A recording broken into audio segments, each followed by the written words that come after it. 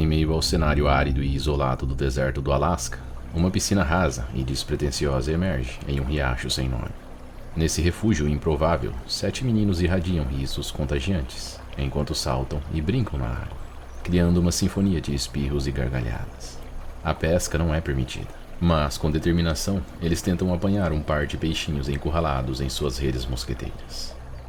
Esses jovens deixaram para trás seus instrutores há algumas horas, imersos em um momento de liberdade e diversão quase utópica. Embora possa parecer perigoso deixar garotos tão jovens sozinhos na floresta, eles são alunos avançados de um curso ao ar livre, promovido pela prestigiosa National Outdoor Leadership School. O curso tem duração de 30 dias, durante o período de férias do ensino médio. Aqui eles aprendem não apenas a sobreviver, mas também a se adaptar, se conectar com a natureza em um nível mais profundo e a descobrir a resiliência latente dentro de si mesmos. A jornada solitária os desafia a descobrir o verdadeiro significado da independência, da confiança em suas habilidades e da capacidade de encontrar beleza e propósito em cada desafio. O grupo é formado por Joshua Berg, de 17 anos, o líder eleito do grupo e o mais experiente ao ar livre, Noah Allaire, de 16 anos, um salva-vidas e aluno talentoso que pulou 2 séries na escola e começará a faculdade no outono. Sam Gottesgen, de 17 anos, ávido snowboarder, afável e descontraído. Sam Melman, de 17 anos, voluntário da unidade de terapia intensiva de um hospital de Nova York. Victor Martin, de 18 anos, um jogador de basquete da Califórnia. Shane Garlock, de 16 anos, fotógrafo e corredor de cross-country. E Sam Boas, de 16 anos, cozinheiro fervoroso e socorrista médico de emergência certificado. O relógio marca 7h30 da noite, do dia 23 de julho de 2011. Eles estão imersos nas últimas luzes do dia, tendo passado as últimas horas, explorando trilhas acidentadas e desafiadoras. Seus 3 instrutores têm sido guias incansáveis nos últimos 24 dias, transmitindo sabedoria e conhecimento enquanto os conduziam por essa jornada repleta de descobertas. Agora, eles se encontram a cerca de 65 quilômetros a nordeste da cidade mais próxima, Talkeetna, isolados por quilômetros de terreno acidentado e sem trilha. Esta é a última etapa do curso. Eles foram liberados para encontrar seu próprio caminho até um trilho de trem, que está a 38 quilômetros de distância, onde pretendem se encontrar com seus instrutores em 3 dias. Nesse ponto, eles se veem verdadeiramente sozinhos, totalmente dependentes de suas próprias habilidades e uns dos outros. A comunicação com seus instrutores, ou com o mundo exterior, é impossível, a não ser pelo pequeno dispositivo de localização. A serenidade da natureza circundante é interrompida apenas pelos sons da vida selvagem e do vento sussurrando entre as árvores. Após quase 1 hora, a pescaria foi um sucesso, e os garotos continuam sua caminhada rio acima carregando um par de trutas. Eles caminham em fila única, usando o riacho como trilha, porque a terra aqui é coberta por arbustos de aminheiros e salgueiros que tornam a viagem quase impossível. Berg, Gottesgen e Allaire estão na frente. A ribeira pode ser mais fácil de caminhar do que a terra, mas é cheia de curvas. Algumas tão apertadas que impedem uma visão clara do que está pela frente.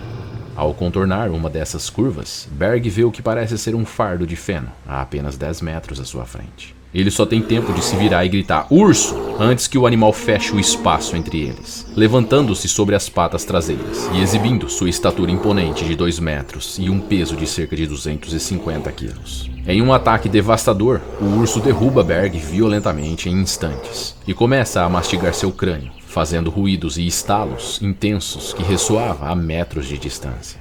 O rugido ensurdecedor do urso ecoa pelos arredores, provocando pânico e horror nos demais membros do grupo. Em um misto de choque e medo, eles se dispersam em todas as direções. Embora tenham sido instruídos a seguir o protocolo pardo, que envolve manter a calma e enfrentar a ameaça, o encontro com a fera é próximo demais, rápido demais e incrivelmente violento. A magnitude do urso é esmagadora. Mais tarde, um dos garotos disse que a terra tremia a cada passo das suas patas imensas quando partia para o ataque.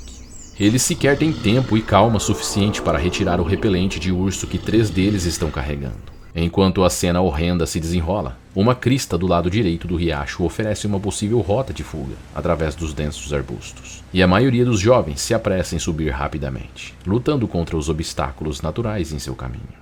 No entanto, os gritos de agonia de Berg ecoam pelos ouvidos de Sam Gottesgen, congelando-o em seu lugar. Um arrepio percorre sua espinha enquanto ele se volta para encarar a visão que se desenrolava atrás dele. O urso ainda segura com ferocidade a cabeça ensanguentada de Berg entre suas mandíbulas, enquanto sacode seu corpo de 80 quilos como se fosse uma bandeira, retalhando seu torso com suas garras. Em estado de choque, Martin, que está parado ao lado de Gottingen, não consegue evitar um engasgo de horror ao testemunhar a carnificina diante de seus olhos. Com palavras trêmulas, ele pergunta: Josh está sendo comido?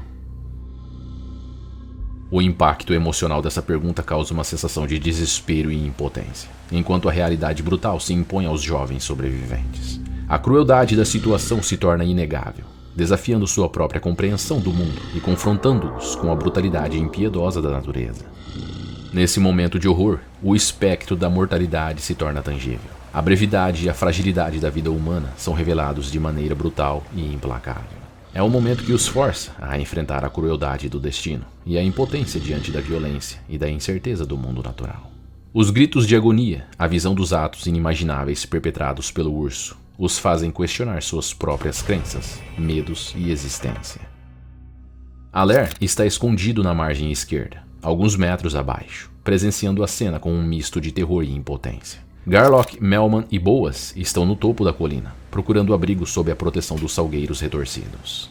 Em meio à confusão e ao desespero, Gottingen enfrenta um dilema. Devo correr em direção ao meu amigo, que está sendo cruelmente atacado pelo urso pardo, arriscando minha própria vida? Ou devo seguir em direção oposta, buscando minha própria sobrevivência? No entanto, pensar nisso é inútil, pois o urso se vira e avança em sua direção com extrema ferocidade. Seu focinho torcido revela uma expressão de fúria incontrolável. Ele bate no chão, rosna e agarra sua cabeça com os dentes. Gottingen, de alguma forma, se livra e corre alguns passos, mas o urso o pega novamente, mordendo sua mão, seu pescoço, peito, braço e costas, enquanto finca suas garras em sua caixa torácica com força suficiente para perfurar seu pulmão. Estar à mercê de uma criatura que alcança velocidades de até 60 km por hora e é capaz de derrubar presas como alces ou caribus é simplesmente aterrorizante. Mais tarde, Gottingen disse que a dor era notavelmente pequena. As endorfinas entram em ação quando você ouve seu próprio cânio estalando e pensa: onde está a dor? Sua vida inteira não passa diante de seus olhos, mas uma parte de você está ocupada tentando convencer a outra de que você está prestes a morrer. De repente, há um momento de silêncio. O urso desaparece e os gritos de Berg se transformam em gemidos. Aller ainda está escondido. Ele espia a encosta. Garlock e Boas estão agachados, recusando-se a olhar, mas Melman está de pé, examinando a cena com os olhos arregalados. Aller gesticula e faz contato visual com Garlock, perguntando onde está o urso. Garlock responde com um encolher de ombros exagerados, indicando incerteza. Aller então corre para ajudar Berg.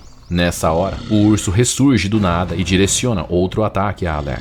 Com um só golpe de sua pata, o urso arranca parte do couro cabeludo do jovem. Ele morde o torso de Aller, e com os dentes inferiores cravados nas costas e os superiores sobre as axilas, ele o levanta a quase 1 metro do chão, sacudindo-o ferozmente, enquanto rosna e ruge. Ele se levanta novamente sobre as patas traseiras, como se estivesse pronto para bater com as patas dianteiras e acabar de vez com a vida de Aller. Mas hesita quando percebe Boas, Melman e Garlock no alto da colina. Saltando sobre o corpo ensanguentado de Aller, o urso desaparece por entre a vegetação. Berg, embora ferido e muito fraco, se rasteja em direção à sua mochila, que contém um GPS de localização pessoal, o qual sinalizará suas coordenadas por satélite para o Centro de Coordenação e Resgate do Alasca. Aller, ainda encharcado de sangue e ciente de que cada segundo conta, corre para ajudar seu amigo Berg e pegar o localizador de emergência.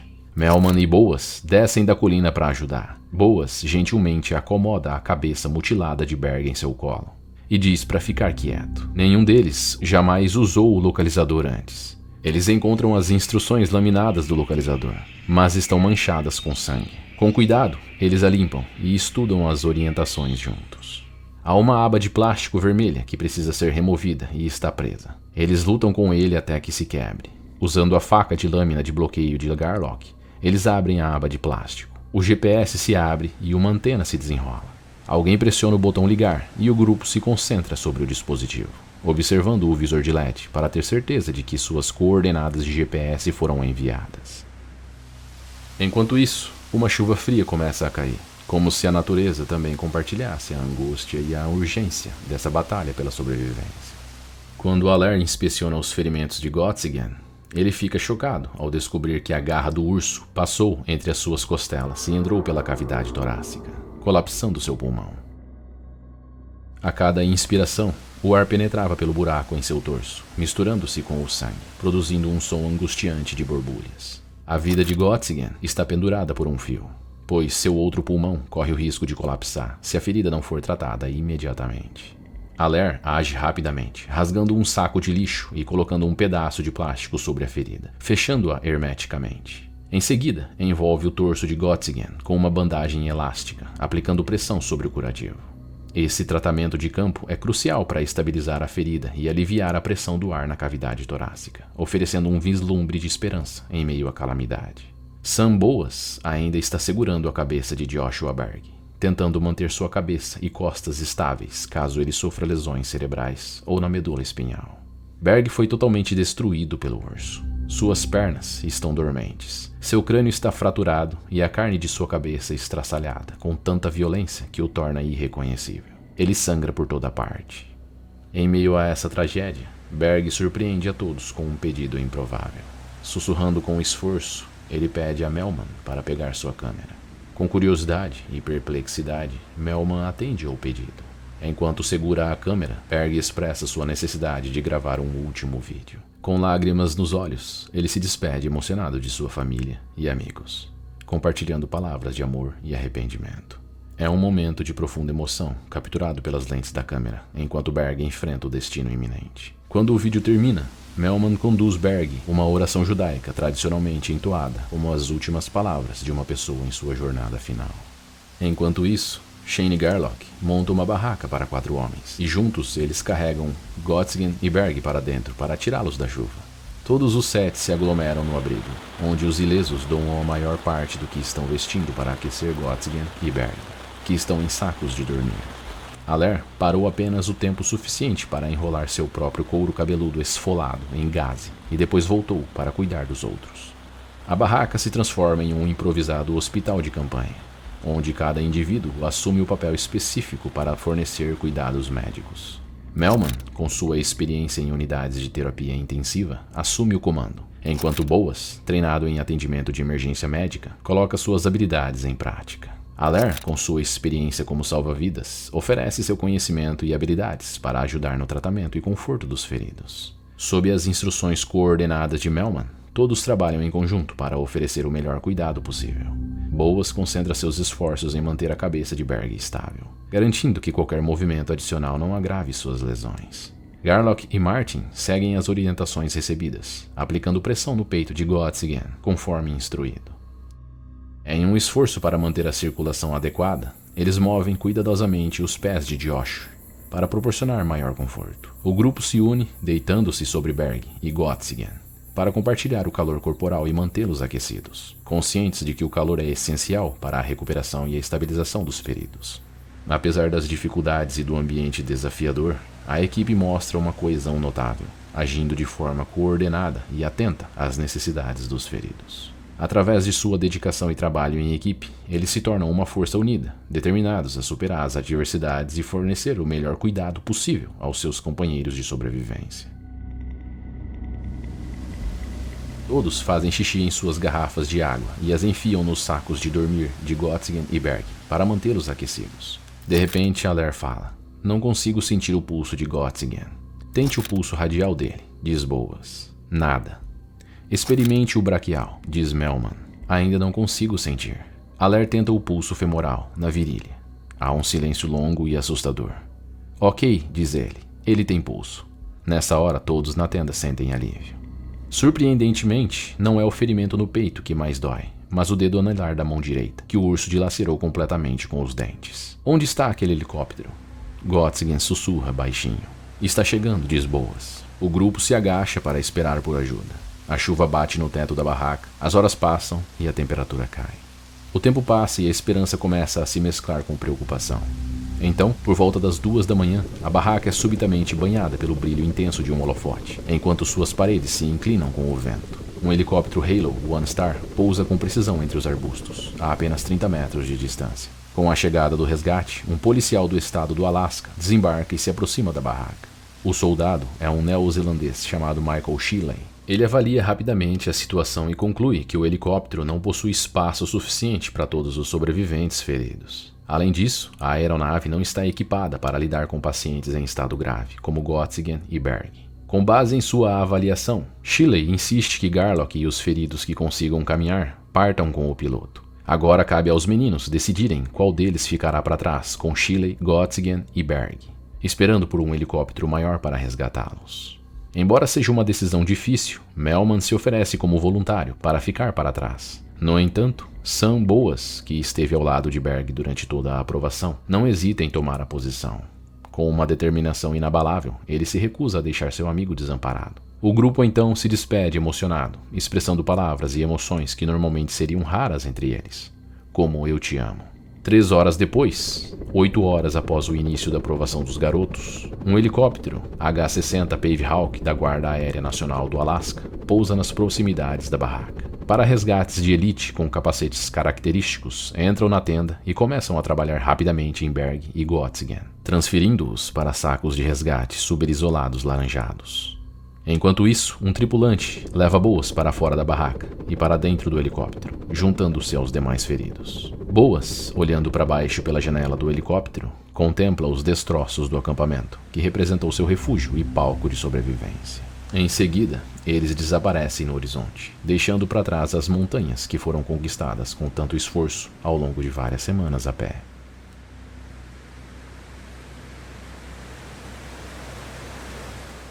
O urso nunca foi encontrado e o motivo do ataque ainda é um mistério. Ele poderia estar protegendo alguma carcaça que serviria de alimento, ou talvez um filhote. Seja qual for o motivo, os especialistas ficaram surpresos. É praticamente inédito um urso atacar um grupo maior que 4 pessoas. Todos os meninos sobreviveram. Victor Martin foi tratado da mordida na perna e liberado. Sam Göttingen quebrou as costelas e seu pulmão precisou ser reinflado. Sua cavidade torácica foi perfurada, não em 1, mas em 3 lugares. Ele passou 8 dias no hospital e se recuperou totalmente. Ele até praticou snowboard no inverno seguinte. Os cirurgiões trabalharam 8 horas na cabeça de Joshua Berg, inserindo uma placa de titânio e enxerto ósseo no crânio do menino.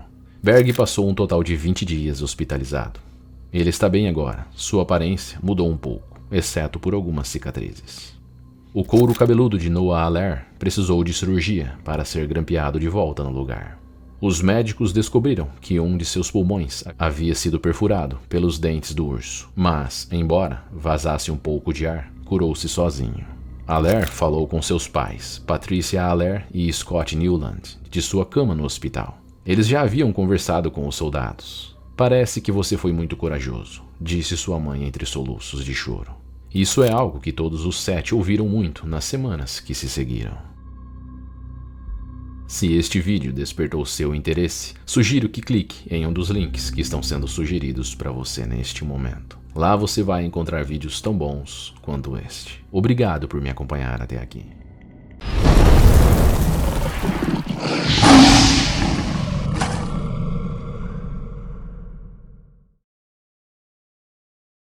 No relato de hoje, transportaremos você para o Parque Nacional de Panna, localizado na exuberante cidade de Madhya Pradesh, na Índia. A região, outrora um prolífico reservatório de caça, teve seu estatuto elevado a Parque Nacional em 1981. Em 94, foi proclamado como a 22ª reserva de tigres de Bengala, consolidando seu lugar no mapa dos entusiastas da vida selvagem.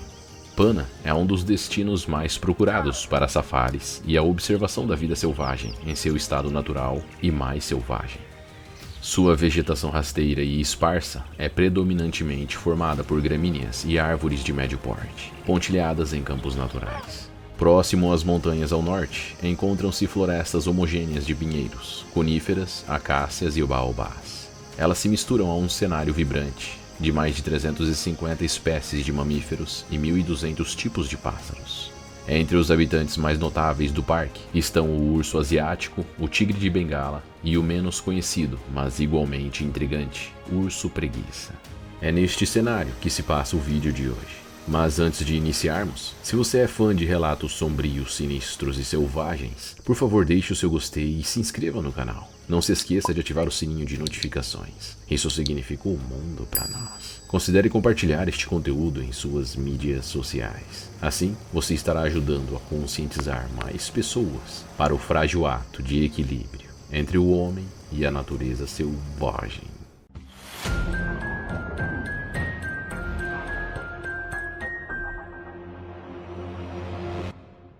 Em uma tarde de domingo, 5 de junho de 2022, acompanhamos Mukesh Rai, de 43 anos, e sua esposa Gudia, de 39, enquanto realizavam suas rotinas semanais de visitar o templo Kermai para suas preces e orações. Eles então se dirigem a um nula próximo para encher seu vasilhame com água, antes de embarcar na jornada de volta para casa.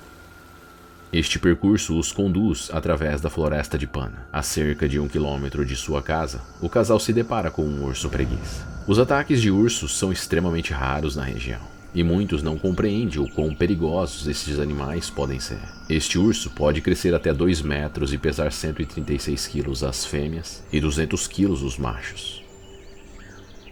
Apesar de ser menor que o urso polar ou o urso pardo, é a espécie mais agressiva e que causa mais fatalidades humanas no mundo. O urso preguiça geralmente tem uma dieta predominantemente vegetariana, comendo frutas, flores e pequenos insetos, como as formigas e os cupins, semelhante aos tamanduás. Eles também se alimentam ocasionalmente de pequenos mamíferos e répteis.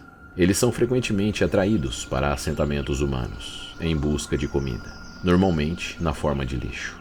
Humanos naturalmente não gostam da ideia de ursos vagando pela cidade, o que só aumenta o desequilíbrio entre humanos e ursos. Infelizmente, Mukesh decide não fugir ao encontrar o urso preguiça no caminho, mas tenta afugentá-lo de volta à floresta. Isso se prova um erro terrível. Ainda que aparentem ser lentos e preguiçosos, a velocidade com a qual este urso se move contradiz completamente seu nome. Com muita fúria, o urso preguiça lança um ataque violento contra Mukesh e Gudia. A desafortunada dupla, sem mais do que as mãos nuas para se proteger, se vê subjugada pelo animal. Todos os ursos, independentemente da espécie, têm a assustadora característica de mirar na face de suas vítimas durante os ataques, arrancando narizes, olhos e por vezes toda a face. As vítimas que sobrevivem a tais encontros indesejáveis geralmente levam consigo cicatrizes profundas, físicas e emocionais, que duram a vida inteira. No turbilhão da luta, Mukesh e Gudia fazem o possível para se proteger. Mas o ataque é rápido e brutal. Gudia, vítima da poderosa fera, é morta quase que instantaneamente, seguida pelo seu esposo Mukesh. Com uma voracidade inimaginável, o urso começa a despedaçar e consumir partes de seus corpos ainda palpitantes.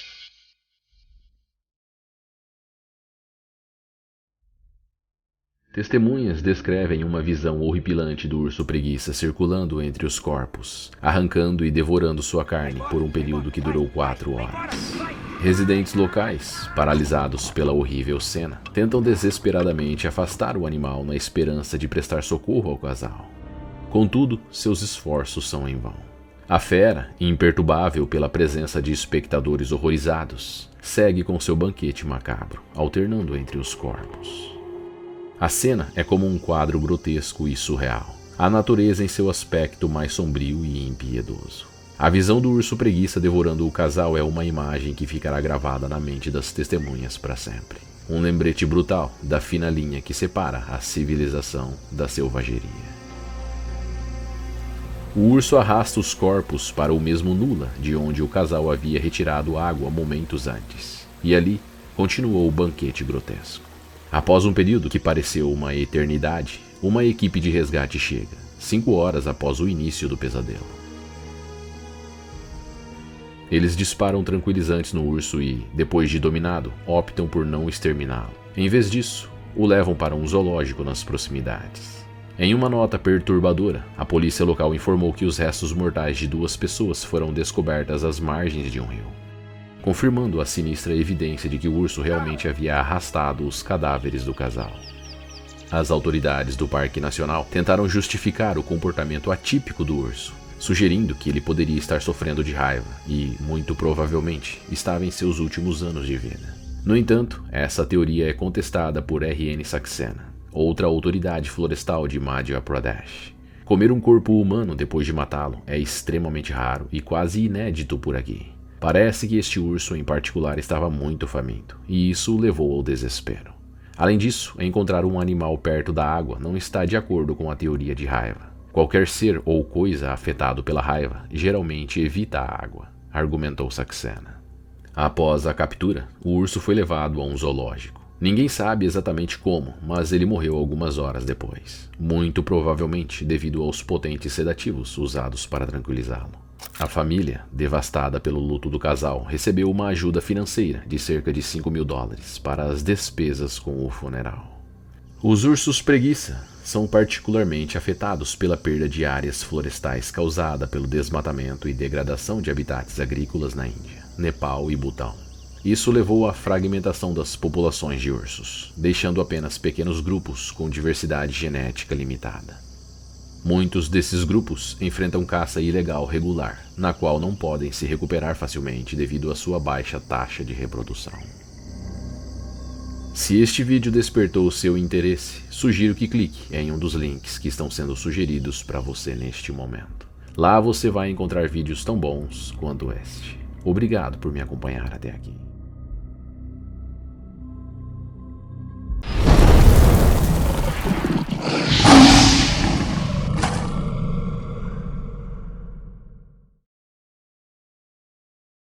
Eu me encontrava no estágio inicial da minha carreira como piloto de aeronaves anfíbias em 1980. No dia 29 de julho, a natureza nos brindava com um sol radiante e um céu azul claro. Em meio a tanta beleza, convidei minha amada esposa para embarcar em uma jornada aérea ao meu lado.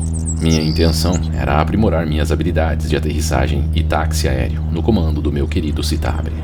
De lago em lago, pousamos para apreciar a paisagem, o clima sereno e a beleza indescritível dos locais. No entanto, à medida que o dia avançava, os ventos começaram a soprar com maior intensidade e as ondas a se formar. Levando em consideração a minha experiência ainda limitada como piloto, julguei mais sensato acampar durante a noite. Já estávamos preparados com uma barraca e equipamentos de camping a bordo. Nosso objetivo era encontrar um lago com uma margem adequada para montar nosso acampamento, onde pudéssemos jantar tranquilamente e retomar nosso voo para Anchorage na manhã seguinte. Após sobrevoar uma série de lagos, nossos olhos se fixaram em um que parecia proporcionar um excelente local para acampar. As margens do lago eram altas e pitorescas, com uma superfície plana e convidativa ao redor da praia. Tudo indicava ser o local perfeito para ancorar nosso hidroavião, montar nossa barraca sob a proteção das árvores e desfrutar de uma noite tranquila ao ar livre. Preparei-me para a aproximação, ativando o aquecedor do carburador, ajustando a aeronave, reduzindo a potência e finalmente pousando suavemente sobre a superfície do lago. Guiamos a aeronave até um local onde eu desembarquei para uma inspeção mais próxima. Infelizmente, o terreno se mostrou alagado e impróprio para acampar. Seguimos para outro local, mas também não era adequado. Tentamos um terceiro lugar e, enquanto navegávamos, o ruído contínuo do motor do avião reverberava pelas encostas. Certamente, qualquer animal nas proximidades estaria ciente da presença de nossa aeronave. Manobrei a proa em direção à margem, onde então realizei um giro completo com o avião. Desliguei o motor e posicionei os flutuadores paralelamente à praia. No flutuador traseiro, eu havia preso uma corda de 6 metros, preparada para a amarração. Segurando firme a corda com uma das mãos, iniciei a subida pela modesta margem, buscando um local ideal para acampar e um ponto seguro para ancorar nossa aeronave. Apesar da potencial presença de animais selvagens, eu não sentia uma preocupação excessiva. Ao longo dos anos, eu sempre segui à risca todas as normas e práticas para evitar confrontos indesejados com a fauna local. Minha experiência em ambientes naturais é vasta e rica. Tenho inúmeras horas de pesca em meu currículo, além de habilidades de sobrevivência bem afinadas. Já explorei diversas áreas frequentadas por ursos e sempre consegui evitar encontros próximos, fazendo barulho e mantendo a comida bem guardada. Iniciei minha inspeção para a esquerda, sem encontrar nada digno de nota. Virei para a direita e voltei a olhar para a esquerda, quando algo inesperado atraiu minha atenção. Virei novamente para a direita e, para minha surpresa, lá estava ele. Um urso bem diante de mim. Não tenho ideia de onde ele surgiu, mas ele estava incrivelmente próximo. Suas mandíbulas se posicionavam um pouco abaixo do meu queixo. A proximidade e a surpresa foram tão grandes que involuntariamente eu gritei. Apesar de já ter cruzado caminhos com ursos antes, normalmente os encontros são à distância e ambas as partes tendem a se afastar uma da outra. Mas, neste momento, o urso estava a míseros 30 centímetros de mim, em pé, sobre as patas traseiras, com a boca escancarada e praticamente nariz com nariz comigo. Lembro-me de pensar em milésimos de segundo. Isso é surreal. Eu desço minha encosta, ele desce a dele. Ambos estamos aterrorizados. Vou correr para o avião. Talvez rir nervosamente e fazer piadas para tranquilizar minha esposa. Talvez até teremos que passar a noite dentro do avião, ancorados no meio do lago. Então, virei-me para correr de volta à aeronave, esperando que o urso fizesse o mesmo em direção oposta, tendo o lago como o meu plano de fuga. No entanto, quando comecei a me mover, senti que ele me envolveu. As patas dianteiras maciças e peludas do urso se fecharam ao meu redor e em um verdadeiro abraço de urso. E então, senti o estalo atrás da minha cabeça. Ele estava em cima de mim, suas mandíbulas estalavam incessantemente. Eu movia minha cabeça para que ele não pudesse ganhar apoio no meu pescoço. Nós dois estávamos em uma espécie de modo de sobrevivência. Ele rosnava, me espancava e me mordia, agarrando meu crânio e cabelo. Senti a parte de trás da minha cabeça triturar e rasgar. Ele mordeu minha orelha com os dentes. Eu senti ela rasgando e saindo da minha cabeça. Com 1,90 m de altura e pesando 90 quilos, eu estava em excelente forma física, mas não era páreo para este animal. Ele segurava meu tronco com as patas dianteiras e me arranhava com as traseiras. Ele era um pouco mais baixo do que eu. Avaliando pelo seu tamanho, provavelmente ele pesava uns 160 quilos. O poder do animal era simplesmente incrível. Enquanto lutava para me manter vivo, ficava pensando, este é mesmo um urso preto? Não é possível ser tão forte. Que maneira estranha de morrer. Nós caímos juntos no lago. O tempo todo ele rosnava, mordia e mordia. Eu estava convencido de que não iria conseguir. Lutamos perto da encosta, com água na altura dos joelhos. E eu fiquei de joelhos a maior parte do tempo. Ele estava em cima de mim, e eu não tive tempo de me levantar. De alguma forma, voltei-me para ele, e eu estava olhando bem nos olhos dele. Olhei em seus olhos e tentei argumentar com ele, pensando que isso poderia acalmá-lo. Eu disse, você não quer fazer isso. Havia uma fúria incontrolável na cara daquele animal. Este era, em todos os sentidos, um animal selvagem. Não havia misericórdia em seus olhos. Ele tinha uma missão, que era me devorar. Percebi que tinha que agir, pois um de nós não iria sair dali vivo. Comecei a revidar, embora sem conseguir liberar-me do abraço mortal de suas patas dianteiras. Eu estava perplexo com o tamanho delas. Suas garras rasgavam facilmente a pele das minhas costas. Possuo braços longos e ombros bastante largos, mas mesmo assim, as patas do urso se estendiam além das minhas. Com os braços completamente esticados, eu consegui segurá-lo pelos pulsos. Porém, as garras continuavam livres. Mesmo com tal vantagem de alavanca e segurando seus pulsos, eu não conseguia impedir que os braços dele me envolvessem. E olha que eu sou um homem forte. Naquela posição, se fosse um humano, eu teria conseguido facilmente mantê-lo à distância. Mas o urso era muito poderoso. Cada vez mais eu sentia suas garras me rasgando, enquanto as patas poderosas do urso continuavam a sua incansável investida. Enfiei a mão no bolso de trás na esperança de agarrar minha faca Buck. Em minha mente, estava decidido a matar aquele urso. Ele estava tão focado em seu ataque que não parecia preocupado com uma possível retaliação. Pensei em atingir sua garganta com a faca, ou, na pior das hipóteses, enfiá-la em sua boca. Como não encontrei minha faca, desesperado, procurei meu pente. Eu tinha a vaga ideia de que poderia enfiá-lo em sua garganta e talvez sufocá-lo. No entanto, mesmo com todos os meus esforços, eu não conseguia impedir o avanço daqueles braços. O urso continuava focado em minha garganta, mordendo minha nuca, meus tendões e toda a minha coluna, em uma tentativa brutal de quebrar minha espinha e me incapacitar. Apesar de pequeno, o urso se revelava uma máquina de matar extremamente eficiente. No auge do desespero, percebi que precisava distraí-lo para sobreviver, mesmo que isso implicasse um sacrifício pessoal. A decisão foi rápida e árdua. Eu sacrificaria meu braço esquerdo, oferecendo-o àquela fera selvagem. Então, empurrei destemidamente meu ombro dentro da boca do urso, forçando-o a se concentrar em roer meu antebraço, em vez de buscar minha garganta.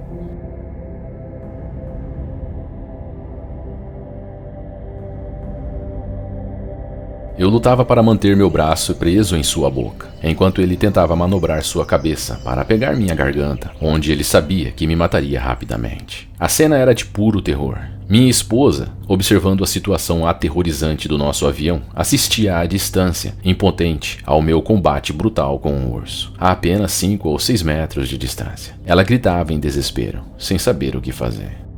Meus recursos eram limitados. Eu não tinha uma faca. Sem pente, pensei em pegar uma pedra na praia para atacar o crânio do urso. Mas a margem do lago estava coberta de lama e detritos orgânicos, sem uma única rocha à vista. Em meio ao caos, notei um velho tronco na parte rasa onde estávamos lutando, coberto de folhas mortas e apodrecidas. Lá, vi um galho que parecia útil. Agarrei-o e comecei a golpear a face do urso com toda a minha força. Ele se contraiu ao sentir o galho atingindo seu rosto, focado mais na defesa do que em continuar o ataque. Enfiei o galho em seus olhos e ele recuou, surpreso com a resistência. Foi nesse instante crucial que o urso notou minha esposa. Rapidamente ele mudou seu foco e foi atrás dela. Joanne, em um movimento rápido e apavorado, escalou a aeronave e conseguiu fechar a porta bem a tempo. Com apenas alguns pulos, o urso estava na trilha do nosso avião. A água rasa, de apenas 15 centímetros de profundidade, pouco fez para impedir sua perseguição. Ele saltou em direção à boia do avião e rapidamente avançou para a cabine, se erguendo e arranhando freneticamente as janelas de acrílico, em uma tentativa assustadora de alcançar Joanne. Um arrepio de medo me atravessou enquanto eu avaliava as minhas opções. Eu poderia perecer no solo, sangrando até a morte, ou encarar as águas geladas do lago, na esperança de que o frio contivesse a hemorragia. Decidi me entregar ao lago. O lago era profundo, uma profundidade que calculo em 6 a 10 metros. Com a adrenalina bombeando, consegui remover uma das botas impermeáveis, mas a outra permaneceu teimosamente. Acho que o choque estava me atingindo, porque apesar de ser um nadador experiente, eu não conseguia tirar a segunda bota. O urso continuou a açoitar o avião com suas garras gigantescas por algum tempo. Então, como se percebesse a minha ausência, correu até o final da boia e começou a examinar a praia, procurando por mim. De repente, seus olhos selvagens se fixaram em mim, e, sem hesitar, ele mergulhou na água em minha direção. Um pensamento terrível me atravessou. É aqui que vou morrer? A visão dele nadando em minha direção com a boca aberta e rosnando parecia um prenúncio da minha iminente desgraça. Mas algo dentro de mim se recusou a desistir. Agi por instinto, jogando água nele. Era um ritmo frenético, eu mergulhava na água e empurrava as ondas na direção dele, impulsionando-me para longe, enquanto enchia sua boca aberta com água. Ele tossia, rosnava, se esquivava e repetia o processo. Não sei por quanto tempo mantivemos esse impasse aquático, mas, finalmente, depois de engolir o que parecia ser uma tonelada de água, o urso desistiu e voltou para a praia. No rescaldo, percebi o quão gravemente ferido eu estava. Com a dor lancinante e a visão de sangue tingindo a água ao meu redor, entendi. Eu precisava de ajuda, e logo, se quisesse sobreviver. Com um suspiro decidido, fiz o meu caminho de volta à margem pensando: se estou destinado a morrer, prefiro que seja na água do que ser a refeição de um urso. Meu grito cortava o ar fresco do lago, implorando para minha esposa ligar o avião. Se ela conseguisse colocá-lo em movimento, talvez eu pudesse alcançar uma boia. Qualquer movimento em direção à segurança parecia um raio de esperança. O som da tentativa frustrada de ligar o motor ressoava no ar. Desesperado, continuei gritando: aperte o botão vermelho, aperte o botão vermelho. E então, um momento de compreensão transcendeu no rosto de minha esposa. Mesmo sem a experiência de pilotar sozinha, suas horas ao meu lado no cockpit deram frutos. Ela apertou o botão e com um rugido poderoso, o motor finalmente ligou. Eu mal podia acreditar quando vi Joanne começando a taxiar o avião. Foi um vislumbre de salvação. Lutar para subir na boia foi uma provação. Joanne teve que me puxar para cima, até que finalmente conseguiu me agarrar. Olhei para o meu braço esquerdo, o osso era visível através da ferida aberta, e a gravidade da situação me atingiu como um murro no estômago. Ao tocar a parte de trás da minha cabeça, senti minha orelha pendurada e a náusea começou a me engolir. A umidade do meu sangue cobria minha nuca, com um toque frio contrastando estranhamente com a dor ardente em meu corpo. A entrada no avião foi uma luta, com Joanne me empurrando para dentro, uma perna após a outra. Quando ela ergueu minha camisa para inspecionar os ferimentos, o silêncio que se seguiu foi estarrecedor. Vendo o horror estampado em seus olhos, percebi que a luta pela minha vida estava longe de terminar. Mesmo a bordo do avião, a ameaça do urso ainda era muito real. Temia que, ao aterrissarmos, ele estivesse à nossa espera, pronto para a próxima rodada. Exausto e lutando contra a dor e a confusão, consegui assumir o assento do piloto enquanto Joanne ligava o rádio. As palavras que consegui proferir foram pouco mais do que um pedido desesperado de ajuda. Um D6 que voava 5 milhas acima de nós captou a chamada e começou a circular. Não conseguíamos ver o avião, mas sabíamos que ele nos ouvia. O Centro de Coordenação de Resgate enviou um avião, mas todos pareciam perdidos, incapazes de nos localizar. O nome do lago, se eu soubesse, tinha se evaporado da minha memória, substituído pelo caos da dor e da adrenalina. Minha condição era tão precária que parecia não haver começo nem fim para os meus ferimentos. A fúria do urso havia estraçalhado até mesmo o tecido grosso da minha jaqueta como papel, um testemunho assustador de seu poder bruto.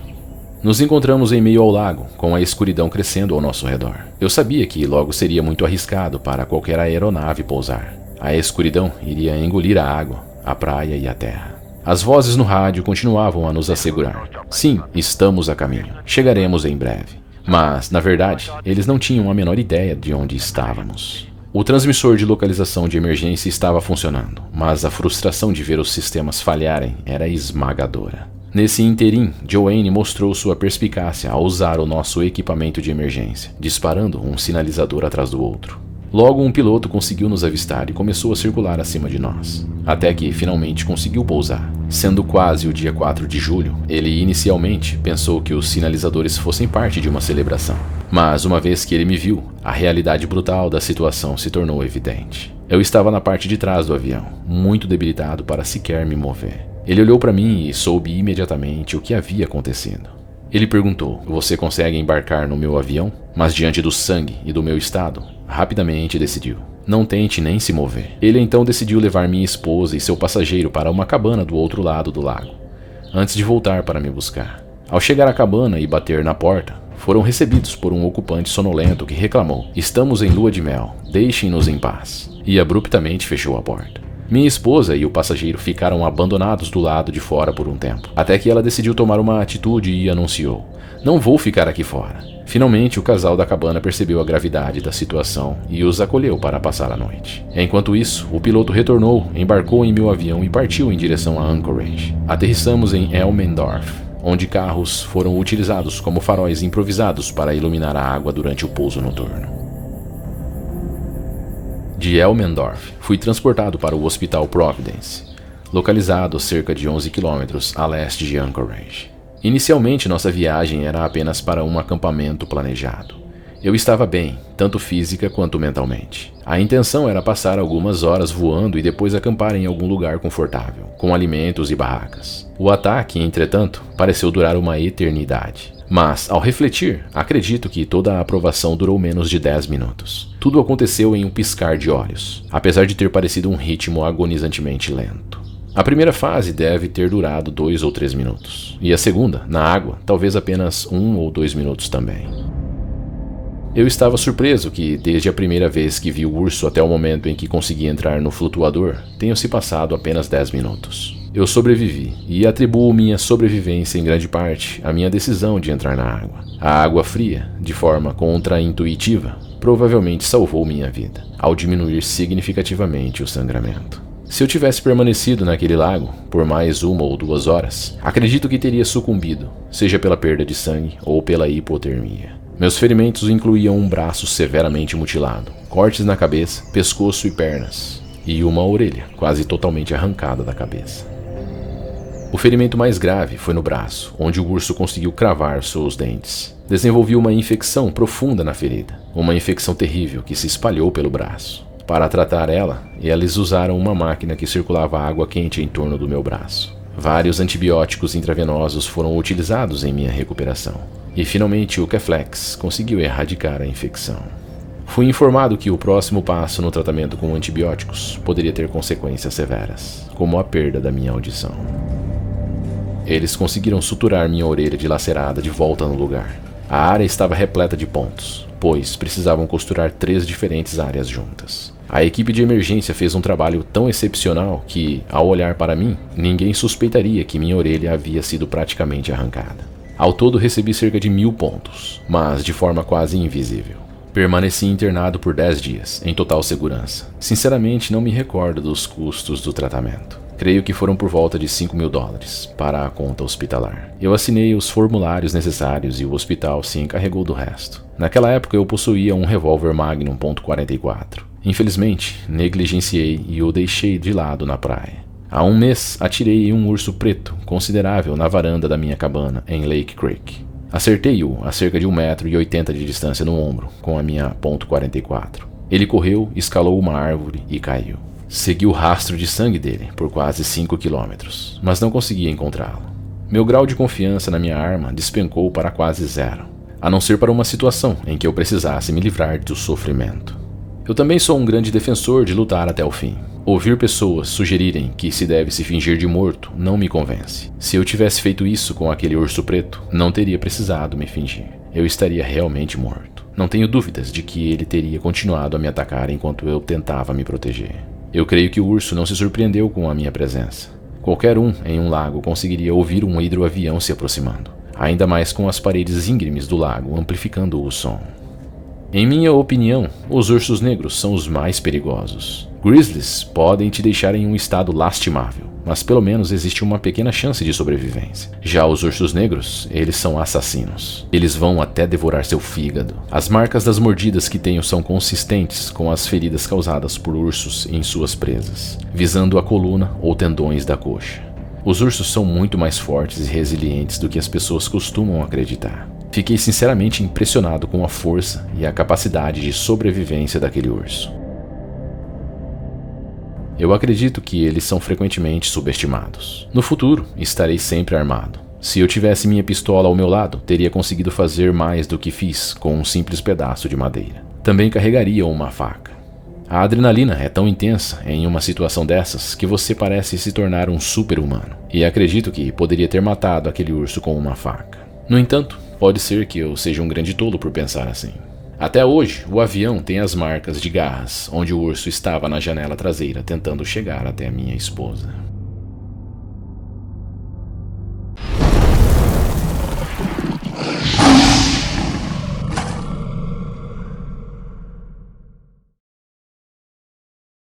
Muitas pessoas optam por experiências ao ar livre em tendas. O simples ato de acampar sob o céu aberto não traz consigo perigos para a saúde. Por outro lado, há lugares onde os desafios do clima e a presença de animais selvagens tornam essa atividade potencialmente perigosa. Imagine estar rodeado pelo silêncio de uma noite em uma montanha, protegido apenas por uma fina camada de nylon e ser acordado pelo som de rasgões no tecido. Ou então ser despertado pelo toque curioso de um predador de grande porte, percebendo, com um baque de terror, que poderia ser o próximo prato do dia. Imagine a adrenalina de se deparar com uma cena de um acampamento devastado após pousar em um local remoto com um pequeno avião. E então, descobrir que o anterior ocupante da tenda acabou de sofrer um ataque de um feroz urso pardo. Enquanto a vítima é levada às pressas em busca de ajuda médica, você fica sozinho, aguardando ansiosamente pelo retorno do piloto. Helmut Port vivenciou uma situação assim. Em um momento de pura conexão com a natureza, ele se encontrava solitário no imenso deserto de Brooks Range, no Alasca, refugiado em uma espaçosa barraca para 4 pessoas. Ele se deitou após um dia ao ar livre, esperançoso por uma manhã de aventuras em busca de fósseis e minerais. Enquanto mergulhamos na narrativa deste incidente, imagine um homem de porte robusto, com aproximadamente 1,75 de altura e 77 quilos. Seu bastão de caminhada sempre ao lado, olhos vivos e uma barba bem cuidada, num tom mesclado de cinza e preto. Um verdadeiro entusiasta da natureza, com um marcante sotaque alemão, compartilhando sua inesperada experiência com um visitante não convidado. No auge do outono de 1990, Helmut estava na região superior do rio Eli, imerso no ambiente selvagem. O rio Eli, situado a cerca de 100 quilômetros ao norte de Kotzebue, no Alasca, e a aproximadamente 750 quilômetros a noroeste de Fairbanks, foi o cenário de suas aventuras. Sempre que se encontrava nessa área, Helmut contava com a companhia de seu amigo e guia Johnny Walker. Helmut tinha em mente uma jornada diversificada: caça de ovelhas, trekking, pesca e busca por preciosidades geológicas. Com sua licença de caça e sem a necessidade de contratar um guia para a sua empreitada, ele desbravava o território sozinho. Após 10 dias nesse paraíso natural e sentindo o peso do tempo sem as comodidades básicas, Helmut pediu a Johnny que o conduzisse à sua cabana no Skirrell River, um lugar que oferecia aconchego e certos luxos após dias na natureza. De sua residência, era apenas um breve voo de 35 minutos a bordo do excepcional Super Cub de Johnny. Após um período revigorante na cabana, eu estava pronto para explorar as montanhas novamente, transitando entre o rio Skirrell e o rio Eli. Enfrentamos algumas turbulências no ar.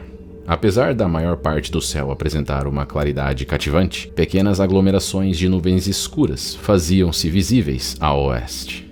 O acampamento de Johnny estava magnificamente posicionado entre as montanhas Mayumerak e parte das montanhas Bird. Estávamos no apogeu do outono, período em que a natureza se veste com suas cores mais vibrantes e mágicas. Ao nosso redor, córregos e rios serpenteavam, ladeados por salgueiros e esporádicas touceiras de abetos. Mas, em sua essência, a paisagem era amplamente desprovida de vegetação densa. Nosso refúgio estava estrategicamente situado em terrenos rochosos, típicos habitats das ovelhas, ornamentados por líquen e entrecortados por sinuosos vales. Quando nos preparávamos para aterrissar, percebemos o avanço rápido de nuvens sombrias. Johnny, com sua experiência e sabedoria, aconselhou: evite montar sua própria tenda. Use a barraca da cozinha. Irei buscar outro caçador e retornarei. Trata-se de um médico de San Diego. Contudo, a natureza tinha outros planos. Aquele dia ensolarado deu lugar a um céu cinzento e carregado. Em questão de horas, o clima oscilou drasticamente com ventos fortes e uma chuva persistente, que logo se transformou em neve.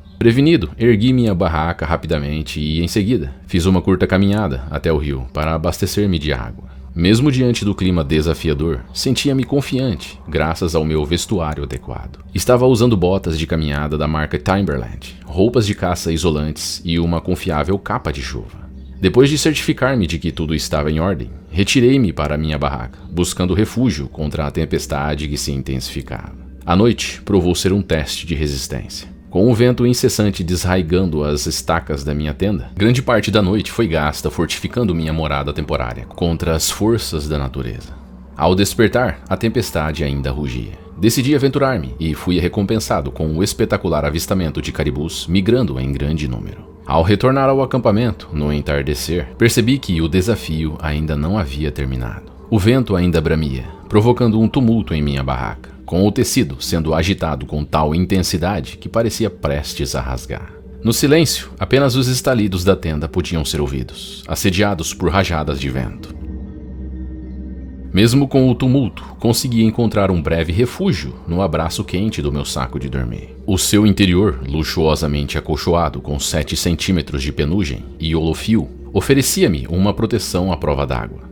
Deitei-me sobre o lado direito, com meu braço esticado acima da cabeça, formando um travesseiro improvisado com o bíceps. O topo do saco de dormir servia de manto, envolvendo minha cabeça e isolando-me dos elementos. Inesperadamente, despertei de um sono revigorante, com uma sensação úmida no rosto e uma pressão no peito. O medo rapidamente se apoderou de mim ao tentar discernir o que estava acontecendo em meio à escuridão. A adrenalina atingiu seu pico quando me dei conta. Era um urso. A sensação da sua respiração úmida, próxima à textura da sua pelagem, confirmavam meu pior temor. Ao mover meu braço, o animal percebeu isso como uma ameaça e prontamente cravou seus dentes em meu cotovelo. A situação tornou-se crítica e minha vida estava em risco. Imobilizado e encurralado em meu saco de dormir, lembrei-me da sensibilidade aguda dos ursos ao barulho. Gritar diretamente em seu ouvido foi minha única opção. Para minha surpresa, o som estridente fez com que o urso se desvencilhasse e se retirasse da tenda. Apesar da escuridão que dominava, podia vê-lo a uma distância segura, oscilando de forma ameaçadora com a cabeça baixa. Uma verdadeira dança de predador e presa. Em um impulso de autodefesa, tentei pegar minha .300 Magnum, mas a dor e a debilidade em meu braço direito tornavam a tarefa quase impossível. Usando todas as minhas forças, consegui armar o rifle e disparar um tiro de advertência para o céu. A ação pareceu ser suficiente, pois o urso, talvez percebendo que eu não era uma presa fácil, decidiu se afastar lentamente e desaparecer no manto da noite. Com a barraca em destroços e a ameaça ainda pairando no ar, sabia que tinha que agir. Com um grande esforço, dirigi-me à barraca da cozinha, convertendo-a em um reduto seguro. Usando barris de 55 litros, construí uma barricada improvisada. E armado e preparado para qualquer eventualidade, esperei pelo retorno iminente do urso. Em um momento de introspecção e considerando a possibilidade de não sobreviver ao encontro, peguei uma caneta esferográfica e, na minha capa de chuva, escrevi uma última mensagem para minha amada Gisela, relatando os eventos daquela noite arrepiante. Naquele momento de extrema vulnerabilidade, senti a necessidade de deixar uma mensagem para ela, dizendo o quanto a amava. Para tratar das minhas lesões, utilizei meu canivete suíço e cortei minha manga da camisa para criar um torniquete improvisado para o meu braço. Periodicamente, eu aliviava a pressão do torniquete para restaurar a circulação. Observando as minhas feridas mais de perto, percebi que eram mais sérias do que inicialmente pensei. Recorri a uma solução antisséptica que havia preparado anteriormente, feita de ervas mergulhadas em vodka para limpar as feridas. Utilizei papel higiênico para estancar o sangue e fixei-o com pedaços da minha camisa. Enquanto tratava de mim, minha atenção ainda estava voltada para a possível volta do urso. Joguei os curativos ensanguentados na entrada, na esperança de que, se o urso retornasse, talvez o cheiro de sangue o fizesse vir diretamente pela frente, onde eu poderia vê-lo. O tempo parecia arrastar-se e, quando não estava ocupado tratando das minhas feridas, a ansiedade sobre o urso dominava meus pensamentos. Porém, a primeira luz da manhã trouxe consigo uma renovação de esperança, levando-me a derramar algumas lágrimas. Lembrei-me da importância da hidratação e bebi uma mistura de mel com água. A preocupação com uma possível infecção se estabelecendo em meus ferimentos crescia na minha mente. Estabeleci mentalmente um plano de contingência. Se não conseguisse ajuda nos próximos 3 dias e a febre se manifestasse, consideraria usar minha arma para acabar com o sofrimento. Porque eu não queria morrer assim. Decidi que, quando a febre viesse, eu atiraria em mim mesmo. Eu tinha 2 balas sobrando no rifle. Eu usaria uma para o urso e, se não conseguisse matá-lo com um único tiro, o segundo seria para mim. Foi fácil tomar essa decisão, lá fora, naquelas condições. Revisando o ataque em minha mente, busquei compreender o que poderia ter desencadeado o comportamento agressivo daquele urso. Lembrei-me que, nos últimos dias, o tempo estava bom e optamos por cozinhar ao ar livre. Havíamos abatido e cozinhado 2 ovelhas, e seu aroma ainda impregnava a área. Talvez houvesse algumas tiras de gordura no chão. Acho que o urso sentiu o cheiro da ovelha na fogueira. Talvez eu cheirasse como uma ovelha para ele, e ele apenas abriu minha barraca com as garras e entrou. Antes que pudesse reagir, ele estava sobre mim. Ele me atacou focando principalmente em meu pescoço, mas também mordendo meu braço quando tentei me defender. No entanto, após gritar perto de seu ouvido, ele recuou e fugiu. O urso parecia velho e faminto, o que faz sentido devido à falta de alimento natural na área. Aquele foi um ano pobre de frutas silvestres na área e poucos salmões desovaram nos rios. Mesmo depois do ataque, a possibilidade de seu retorno assombrava minha mente. Mantive uma rotina para cuidar das minhas feridas, enquanto pensamentos sobre o significado da minha vida passavam por minha cabeça. Anos atrás, após uma visita ao Alasca, na década de 70, decidi deixar meu emprego em arquitetura na Alemanha e me mudar para este lugar selvagem. Não era pela caça ou pela pesca que estava lá, mas sim pela beleza da natureza e a proximidade com o céu. Minhas experiências durante a Segunda Guerra Mundial me levaram a renunciar ao uso de armas. Entretanto, minha decisão foi contestada por amigos no Alasca, que insistiam que deveria levar um rifle para a proteção. Eventualmente voltei a caçar, e fiz isso por 15 anos. No momento do ataque do urso, eu me preocupava com o tempo que levaria para Johnny, um velho amigo e parceiro de acampamento, voltar para me resgatar. Me perguntava se o urso voltaria ou se teria que tomar medidas drásticas e usar minha última bala. Imobilizado, minha única janela para o mundo exterior era a entrada rasgada da minha tenda. Quando pensei que toda a esperança estava perdida, ouvi um motor distante no céu. Pensei, inicialmente, que fosse um avião de correio, mas torci para que fosse alguém vindo em meu resgate. A crescente intensidade do som de um motor chamou minha atenção, e após algum esforço, consegui sair da barraca. Ao olhar para cima, vi um avião familiar. Era o Super Cub de Johnny. A mera visão do avião aliviou meu medo de que o urso pudesse retornar.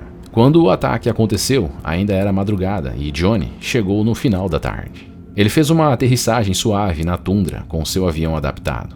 passando por cima de alguns arbustos baixos no processo. Ao se aproximar do acampamento, ele percebeu os vestígios de destruição e percebeu que um urso tinha me atacado. Imediatamente, ele circulou a área em busca da fera.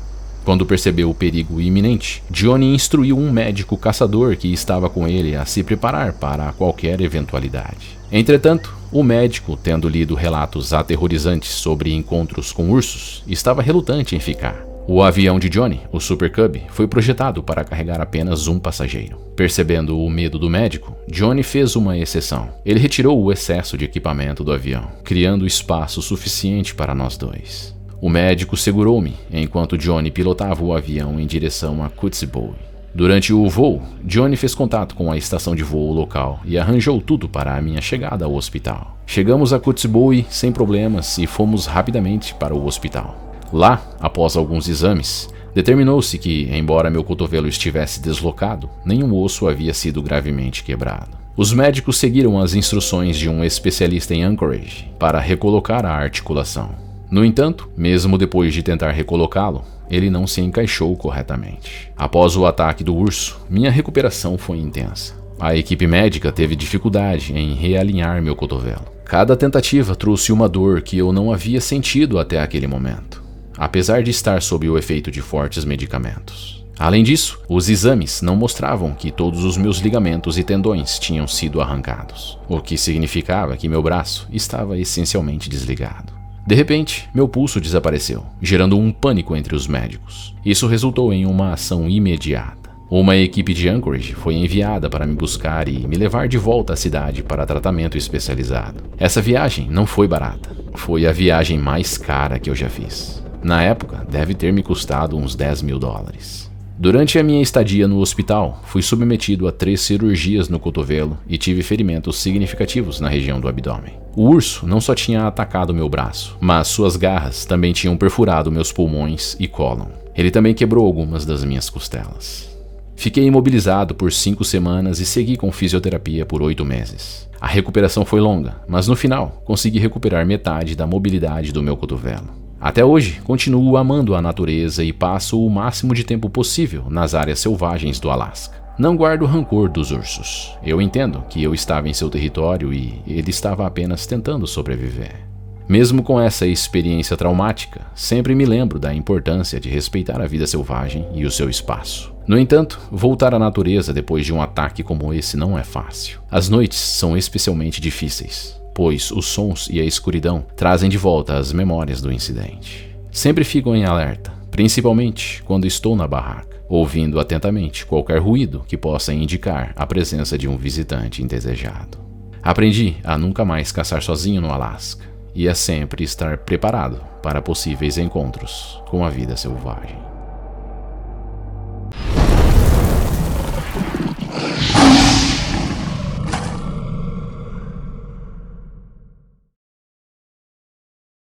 Este é Bart Schlier, um caçador e ao mesmo tempo um conservacionista. Schlier possuía uma rica trajetória de experiências que o moldaram em um indivíduo notável. Sua jornada teve início quando integrou o projeto de recuperação do urso pardo no Parque Nacional de Yellowstone, durante os anos 80. Lá, ele mergulhou fundo no estudo desses predadores, contribuindo para a sua conservação e aprendendo valiosas lições sobre a vida selvagem. Schlier não se contentava em apenas observar a vida selvagem. Ele tinha uma sede insaciável por aventura e conhecimento. Assim, ele se tornou um guia para caças importantes, liderando expedições em meio a paisagens selvagens do Alasca, onde sua habilidade de ler os sinais da natureza e prever os movimentos das criaturas o tornou um líder respeitado na comunidade de caçadores. No entanto, a jornada de Schlier não se limitou às fronteiras do Alasca. Ele ousou ir além, enfrentando os ventos gelados do Mar de Bering, na Rússia. Sua coragem e paixão o levaram a participar de missões para salvar os tigres siberianos, uma espécie ameaçada de extinção. Em terras estrangeiras, Schlier aplicou seu conhecimento em captura, coleira por rádio e rastreamento de grandes felinos, tornando-se um dos maiores especialistas do mundo na captura e soltura de grandes predadores. Estamos nos primeiros dias de setembro de 2004, e Bart Schlier está prestes a embarcar em outra jornada solitária pelo deserto canadense. Ele acaba de retornar de uma caçada solo de 2 semanas. Mas seu desejo de estar imerso na natureza é insaciável, impulsionando-o a se preparar para mais uma aventura. Tudo começa com um meticuloso planejamento. Bart Schlier pesquisa com antecedência a rota e o local que deseja alcançar. Ele escolhe o lado Reid, no remoto território de Yukon, Canadá, como seu destino. Ele entra em contato com uma companhia aérea especializada em fretar hidroaviões e discute sua rota planejada, datas e requisitos específicos para a viagem. Após acertar os detalhes com a companhia aérea, ele faz a reserva do hidroavião para o dia 14 de setembro. Enquanto aguardava o dia da partida, Bart revisa seu equipamento de sobrevivência, roupas, suprimentos alimentares e outros itens essenciais. Ele verifica se tudo está em perfeitas condições para enfrentar as adversidades do deserto canadense. Durante o voo até o lago Reid, Bart desfruta das vistas deslumbrantes do cenário natural do território de Yukon. Ele observa as montanhas, rios e florestas que passam sob ele, enquanto prepara um roteiro detalhado das 2 semanas seguintes, marcando pontos de referência e possíveis locais para caçar alces. Ele também se certifica de que possui mapas atualizados da região. O som dos motores diminui gradualmente, dando lugar ao silêncio tranquilo da natureza circundante, enquanto os 2 homens pousam sob o lago.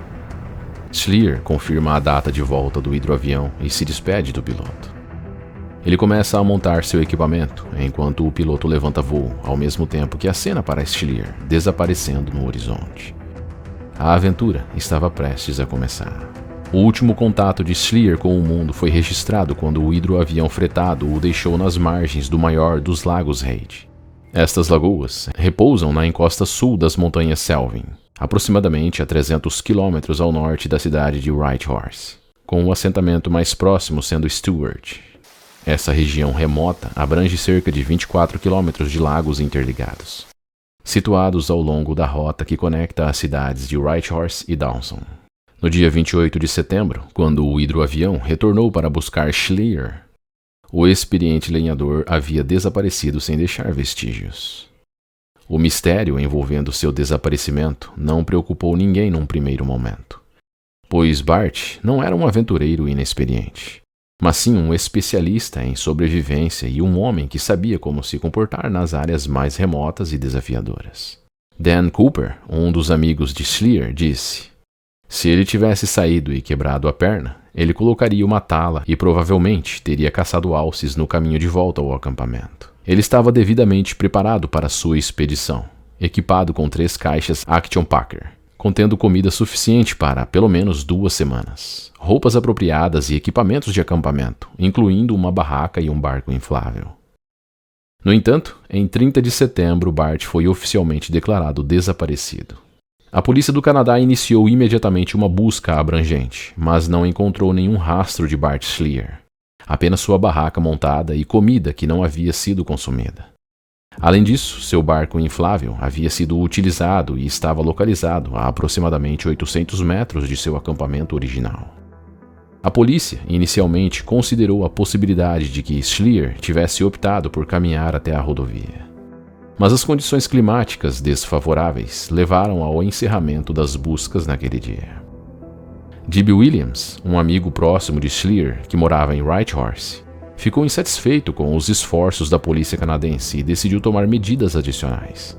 Ele recrutou seu amigo e piloto, Wayne Curry, para levá-los de avião até o acampamento onde Bart desapareceu. O que encontraram foi intrigante. Agora, a barraca de Schlier estava caída, possivelmente devido aos fortes ventos ou a ações de animais selvagens. Mas todo o seu equipamento estava intacto.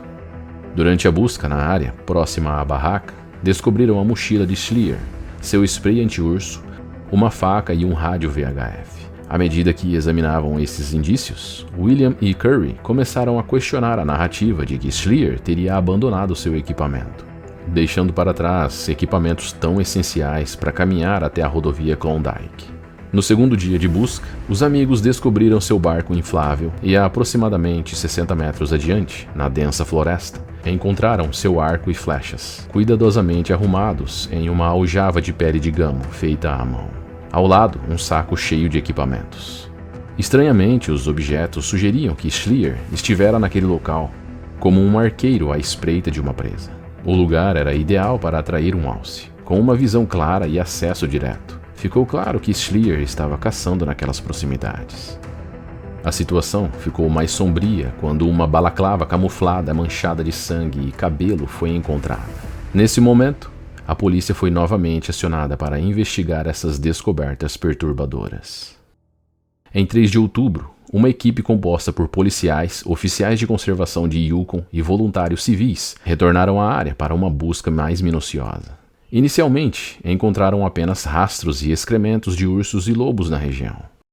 Contudo, uma descoberta crucial ocorreu quando um boné de beisebol foi avistado pelos investigadores, seguido pelo encontro de uma calça camuflada, uma câmera, parte de um crânio e alguns pequenos ossos. Todos a cerca de 70 metros de onde o arco e flecha foram encontrados, e a cerca de 800 metros do acampamento. A identificação dos restos mortais de Schlier foi possível graças à arcada dentária na parte do crânio encontrada. No entanto, praticamente todo o restante de seu corpo havia desaparecido. A presença de excrementos de ursos pardos na área levou à especulação de que Schlier poderia ter sido inesperadamente morto e devorado por um urso. No entanto, os detalhes da cena levantaram dúvidas consideráveis sobre a teoria de ataque de urso. Primeiramente, a ausência de sinais de luta ou perturbação no ambiente circundante intrigou os investigadores. Os restos mortais de Schlier foram encontrados em um pequeno pedaço de floresta de abeto esparsos, posicionados sobre uma camada de musgo. Essa configuração difere do comportamento típico de ursos, que costumam enterrar suas presas em esconderijos. O patologista de Vancouver, que examinou os restos mortais de Schlier, não encontrou perfurações dentárias em seu crânio, nem marcas de arranhões de dentes.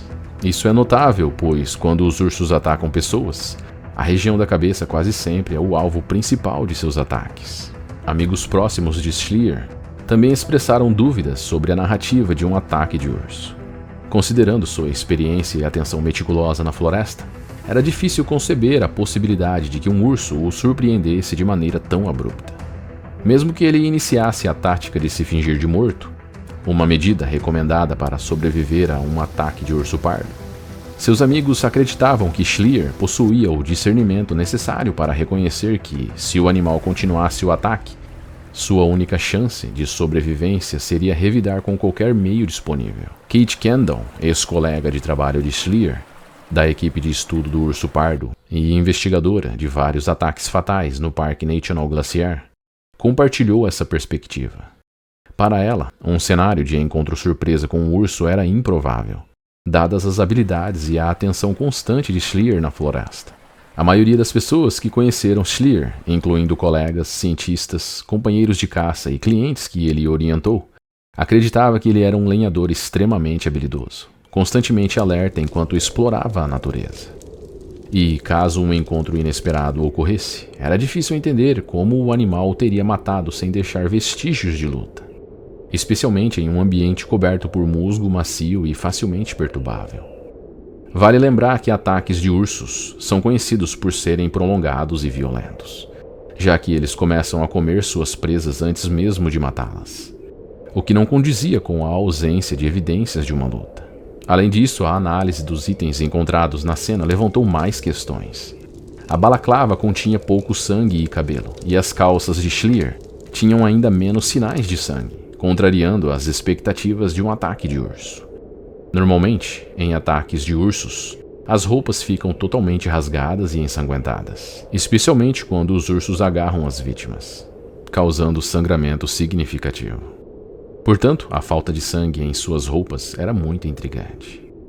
Além disso, os recipientes de plástico que continham comida não mostravam sinais de que foram revirados. Ursos podem sentir cheiro de comida enlatada dentro de um recipiente fechado a quilômetros de distância. Esse fato contradiz a expectativa de que um urso pardo, se fosse o responsável, teria ido ao acampamento de Schlier devido à proximidade.